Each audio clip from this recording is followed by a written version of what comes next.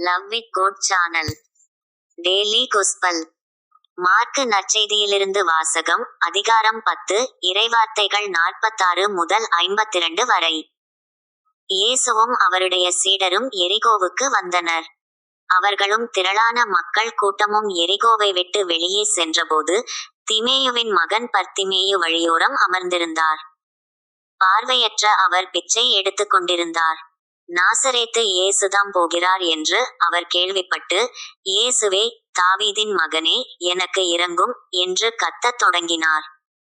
பேசாதிருக்குமாறு பலர் அவரை அதட்டினர். ஆனால் அவர், தாவீதின் மகனே, எனக்கு இரங்கும் என்று இன்னும் உரக்க கத்தினார். இயேசு நின்று, அவரை கூப்பிடுங்கள் என்று கூறினார். அவர்கள் பார்வையற்ற அவரை கூப்பிட்டு, துணிவுடன் எழுந்து வாரும், இயேசு உம்மை கூப்பிடுகிறார் என்றார்கள். அவரும் தம் மேலுடையை எறிந்துவிட்டு குதித்தெழுந்து இயேசுவிடம் வந்தார். இயேசு அவரை பார்த்து, உமக்கு நான் என்ன செய்ய வேண்டும் என விரும்புகிறீர் என்று கேட்டார். பார்வையற்றவர் அவரிடம், ரப, நான் மீண்டும் பார்வை பெற வேண்டும் என்றார். இயேசு அவரிடம், நீர் போகலாம், உமது நம்பிக்கை உம்மை நலமாக்கிற்று என்றார். உடனே அவர் மீண்டும் பார்வை பெற்று அவரை பின்பற்றி அவருடன் வழி நடந்தார். இது ஆண்டவர் வழங்கும் அருள்வாக்கு. இறைவா, உமக்கு நன்றி.